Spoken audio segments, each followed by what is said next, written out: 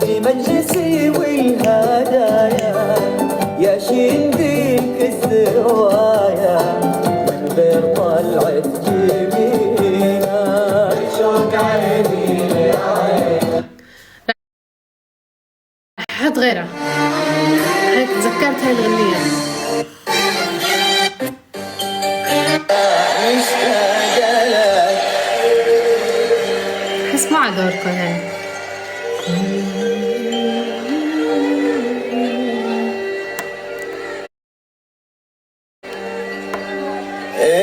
الأماكن كلها مشتاقة لك والعيون اللي انرسم فيها خيالك والحنين اللي سرى بروحي وجالك ما هو بس أنا حبيبي الأماكن كلها مشتاقة لك.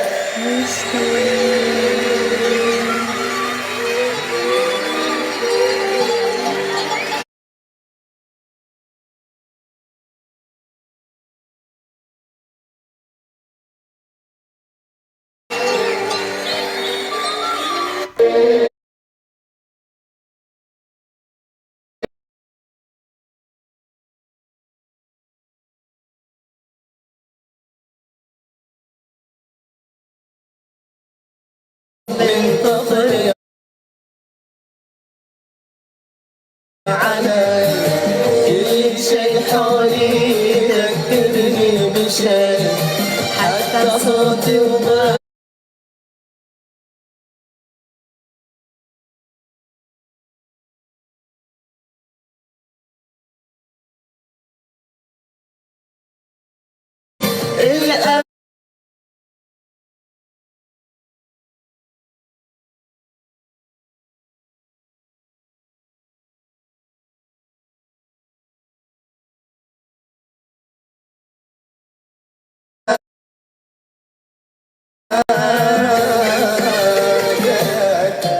كفو. Der Papa liefert nicht nur ab, sondern auch aus. Einfach bestellen, ne? Das neue Colgate Maxwell Purple Serum farbkorrigiert die Gelbtöne der Zähne.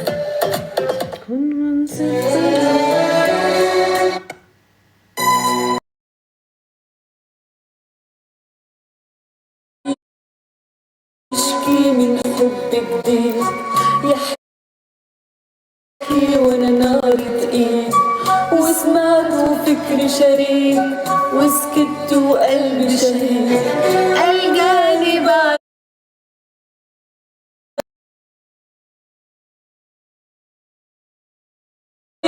وسمعت وفكري شريك وسكت وقلبي شهيد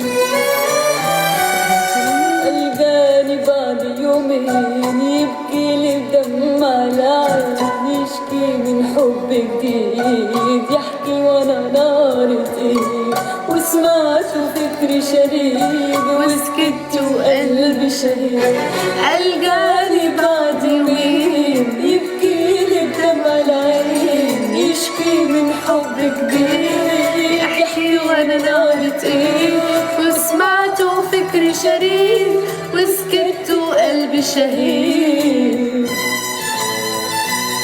وانا اللي كنت فاكرة انه هيشتكي من بعدي فاجئني بقصة تانية طير لي الحلم الوردي وانا اللي كنت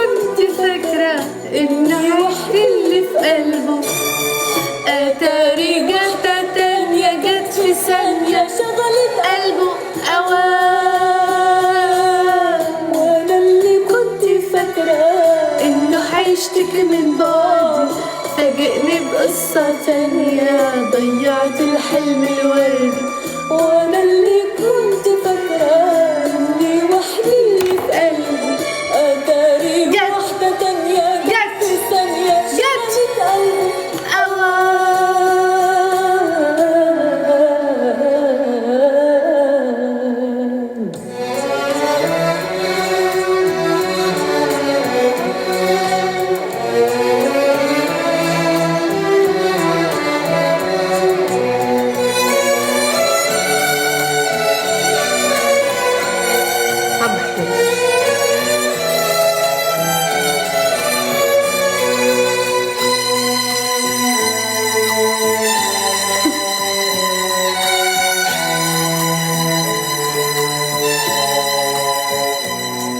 القاني بعد يومين دمع العين يحكي من حب جديد يحكي ورا نار تقيل وسمعت فكر شريد وسكت وقلبي شهيد القاني بعد يومين يبكي بدمع العين يحكي من حب جديد يحكي ورا نار تقيل وسمعت فكر شهيد وسكت وقلبي شريد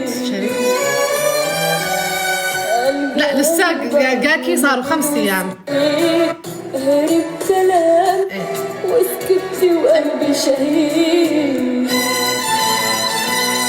ما عرفتش ايه هقوله هرب كلامي مني سبته ومشيت لوحدي والخطوة غصب عني وكأني في دنيا تانية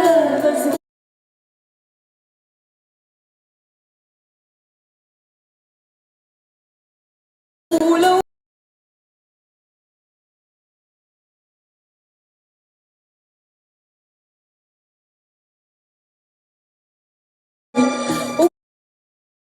وكأني في دنيا تانية مذهولة ومش في وعي لكن بعد اللي جالي قلت تاني منه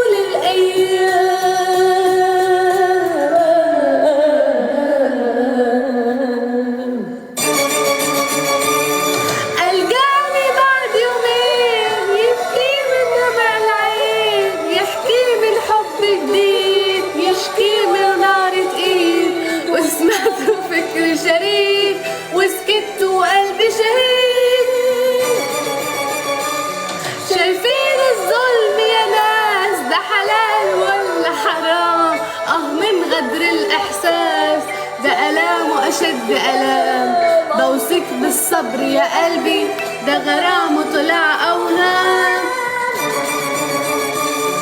الجاني بعد يومين يبكي بدمع العين يحكي وان حب جديد يحكي وانا نار تقيل وسمعت وقلبي شريد وسكت وقلبي شهيد جرح الإحساس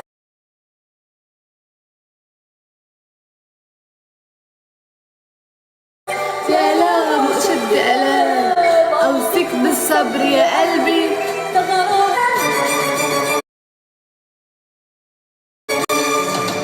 لا خالص جاكي خلصنا بقى كلها 100 مرة خلاص هاي الأغنية اللي بتأثر بهاي الأغنية يطلع سامحته لا جد هاي الأغنية بحبها من قلبي استنوا بدي أسوي لوك جديد ما شلون بدي أسوي لوك جديد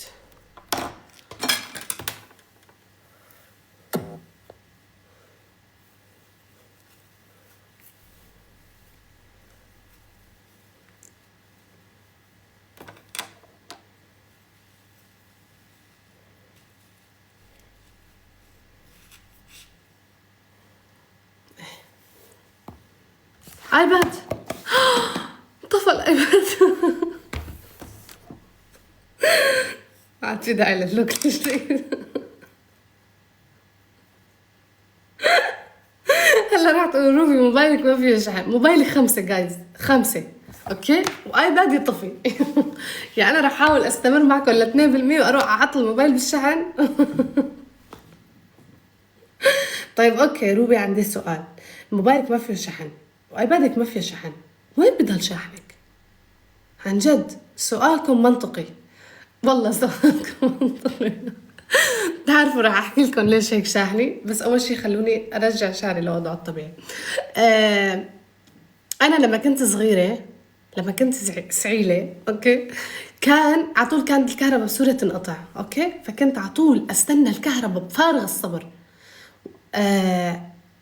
واول ما تجي اضل عم بشحن موبايلي، اشحن موبايلي، وتعرفوا تصير العيله كلها تخانق والحاره كلها تخانق، وانا اضل بس حدا يقرب علي. انا عرفت انه موبايلي بده يشحن، كنت اشحنه لل100، وتخيلوا انه موبايلي لما كان يوصل 100 كنت اتخيل انه اذا خليته اقطع الشحن يعني ممكن يصير مثلا 120 130، انه يضل ما يفضى، عرفتوا انه يوفر لقدام. كيف لما تكونوا برمضان تفكروا حالكم انه تشربوا مي زياده مشان انه ما تعطشوا وانتم صايمين، على اساس انه انتم عم تخزنوا. هيك افكر بطاريه الموبايل انه هي رح تخزن شحن، هي خاص 100، هي 100 يعني ما بتطلع اكثر من 100. كنت من هدول الناس جايز، يعني موبايلي ما كان يطفى لبين ما اكون معكم صريحه، لبين ما عرفت، لبين ما صرت افتح لايفات. اللايفات هن خربوا لي موبايلي. ما عم بمزح، اللايفات خربوا لي البطاريه. ايه عرفتوا، فلازم اشتري موبايل جديد يكون موبايلي لإلي استعمله، وهذا لللايف، هذا بس يضل مشحون لللايف. يعني مشكلتك معنا مو مع الشحن، صار الحق علينا. لا حبيبي، رح اقول لكم شغله، اللايف بياخد طاقه. ليه؟ لانه انتم تستاهلوا حب وحنان عمري، فبعطيكم طاقه، بعطيكم طاقه، وانتم طاقتكم مشعشعه.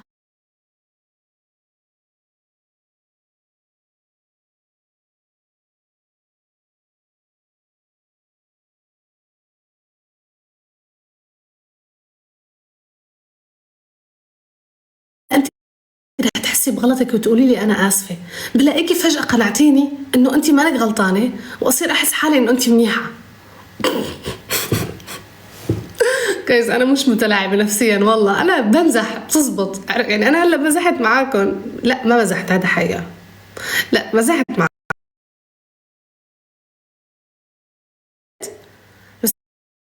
مثلا اوكي تيجي تحكي لي الشغله مايا، انا مايا على طول بعصب عليها، ما بعرف ليش، يعني هيك يمكن انا شوي حقيره معها. اوكي بتيجي بتحكي لي شيء، طبعا انا كثير بحبها وبخاف عليها، من شده حبي وخوفي عليها بعصب عليها، بس اشوف انه ما بحب حدا يغلط معها، ما بحب يصير معها موقف مو حلو، على طول ردة فعلي بتكون اجريسيف بزياده، انه ليش تسكتي، ليش مدري شو، بعصبت عليها. فهي بتصير تزعل انه ليش عصبتي علي.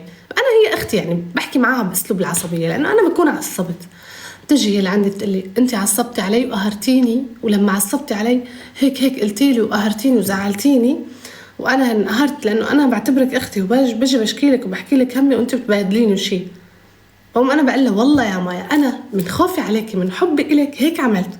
انا معلش عدم مؤاخذه، هلا يصير فيك اللي يصير، انا شو جايني، انا جايني شيء، انا فارق معي؟ لا، اخر همي. بس انا لانه مالك اخر همي، لانك اختي، لانه انا بنحرق دمي عليكي، بعصب. هاي التعصيب وين بدي اروح فيها؟ بدك اخليها بقلبي واروح هيك انام بالتخت وتجيني الجلطه، ولا افش خلقي فيكي؟ تقول لي لا فش خلقك فيكي.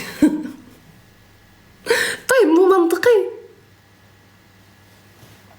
طيب اوكي، هلا عم تسألوني ليش فتحنا هذا الموضوع؟ ايه فتحنا هذا الموضوع لأفهمكم انه انا جد لما بعمل شيء مع حدا، حتى لو كان انه أسوأ، يعني انا بأسى اوقات بكون لمصلحة الشخص. بتعرفوا قبل فترة وقتها كانوا عندي اخواتي، كانت عنا قرايبتي، اوكي، فقرايبتي حكت معي بصراحة، قالت لي انت سنة تتذكروا صار معاها موقف، وكنا بحفلة وصار معاها موقف صارت تبكي. أنا عصبت على سنة إنه ما تبكي، بعرف إنه الموقف بيزعج وبعرف إنه هي حقها تبكي وهاي مشاعرها، أنا بعرف، بس أنا بدي أصدمها. لا تبكي، كوني قوية، قومي خدي حقك، قومي اعملي، قومي سوي، انقهرتي احكي، بدك تعيطي عيطي، بدك تعصبي عصبي، ما تخلي شيء بقلبك، ما تخافي من شيء. فأنا عصبت على سنة، اوكي، وسنة عم تبكي من الموقف، انا عم عصب عليها انه ما تخلي حدا يزعجك وهيك، انقهرت عليها. اجت قرايبتنا قالت له بدي احكي معك شغله، بصراحه انت بتقسي على اخواتك، انه انت اختك عم تبكي وصاير معها هالموقف وانت هيك عم تعملي معها. قلت لها حبيبتي انا هيك تعلمت، انا الحياه كنت اكون عم ببكي بدموع تسفقني كف، بدك تقومي توقفي، ما في داعي اجي اقول لها يا عمري ونقعد نبكي كلياتنا بكوه جماعيه. طيب وين الحل؟ قومي صيري قويه وهيك. عرفتوا بعصب على شيء. بعدين خلتني هي قرايبتي احس قد يعني بدكم روحي بعطيكم اياها، بدكم روحي بشيلها بعطيكم اياها. انا لما بقسى عليكم مو انه انا ما بحبكم او شيء، انا لانه بنقهر على الموقف اللي انتم محطوطين فيه، بحس حالي اني انا بدي اخرب الدنيا مشانكم، بس اوقات ما لازم انا اتعدى حدودي، يعني لازم احترم خصوصيتكم واحترم شخصيتكم. عرفتوا؟ لما حكيت لاخواتي وهيك، وهن طبعا شو كانوا كلياتهم متفقين على انه انا حقيره يعني مو بهذا المعنى، انه يعني انه روبي بتقسى وروبي هيك. لما حكيت لهم هيك قالوا لي يا عمري انت شقد تحبينا وهيك، والله نحن ما بنحس بقيمتك وانت احلى اخت بالدنيا وشي. لا والله مو ضحكت عليهم، هي هاي الحقيقه جد. صارمه، مو قصه صارمه، لما اشوف اختي صاير معها موقف بقول لها مثلا عم تبكي او منهاره، بقول لها بيستفزني بيقهرني موقف انه اختي عم تبكي، بقول لها ما تبكي، مع انه بعرف هي حقها تبكي والله، بس يمكن انا لانه شخصيتي ما ببكي فبدي هيك بقول لها لا تبكي، قومي خدي حقك، هذا زعجك قومي روحي بهدليه، هذا قهرك قومي روحي، هذا مد ايده روحي اضربيه، قومي اعملي، قومي فشي قلبك فشي خلقك، بس ما تقعدي تبكي وانت مقهوره وما قادره تعملي شيء. وغير هيك انا بكثير مواقف بروح انا باخذ لهم حقهم. ها حتى صرت اقول لاخواتي اخر فتره انه لما تكونوا معي بمكان انتبهوا كثير منيح ما يصير معكم شيء، لاني انا صرت مشهوره، انا ما فيني اروح اتخانق مع العالم، والله ليش هيك عملت مع اختي او شيء. عرفتوا؟ صرت عن جد اقول لاخواتي امانه بنات جد صرت اخاف اروح مع اخواتي على مكان ويصير معهم شيء، لانه انا خلص اذا يصير مع اختي شيء وانا معاها رح. عرفتوا؟ صح عليك ابيك تكونين معي بمواقفي. كانت هي تشوف تصرفي معاها قسوة لين فعلا قوة شخصيتها وراح منها الخوف، هذا فهمت ان انا كنت صح. ايه بالضبط حبايبي، الحياة ما هيك بتمسكك بتعملك يا عمري انت معلش، لا الحياة انت بتوقع بتضربك مرة تانية، بتوقعك انت بتوقع بتضربك، هي هيك بدك تكون قوي. عرفتوا؟ بس والله حبايبي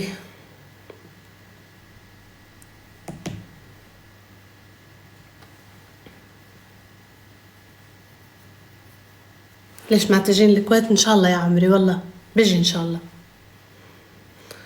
روبي اشحني زانت الجلسة حبيبتي، وعد انا حبيت احكي كل شي بقلبي لبين ما اوصل لل1%، وبحب ابارك لكم واقلكم انه انا 1%. لا لا لا لا لا لا لا لا لا لا.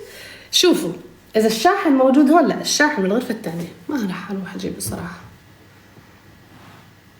تبين نسكر بوجهنا؟ لا حبايبي هلا قلت لكم انه انا 1% شوي ورح يسكر. اوكي، فانا شو حاعمل؟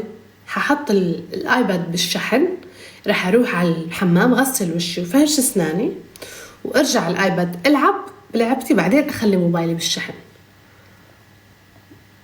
هذا اسلوب اقناع. كانت تتكلم عن روبي شرح مع مساء، يا عيني عليكم.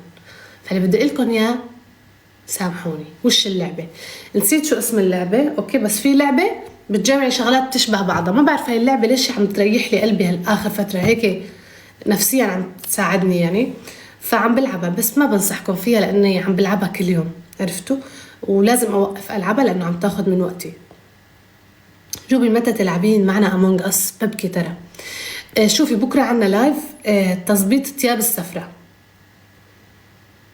وبعد بكرة بصير عنا أجواء كتير، يعني وين بدك ألعب معك أمونج أس؟ لما نرجع على ألمانيا وحياة الملا بنلعب. جايز أنا عم بطفى، بحبكم كتير حبايبي، بحبكم كتير، ديروا بالكم على حالكم.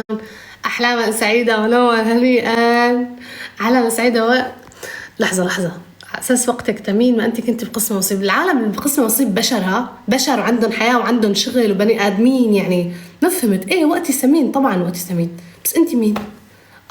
إذا أنت ما عندك وقت ووقتك مو ثمين، ليش جاي تكبي سمك علي؟ يعني شو إذا من قسم نصيب بطلنا بشر؟ ما فهمت، يعني بتعايرونا على أساس شو نحن عاملين؟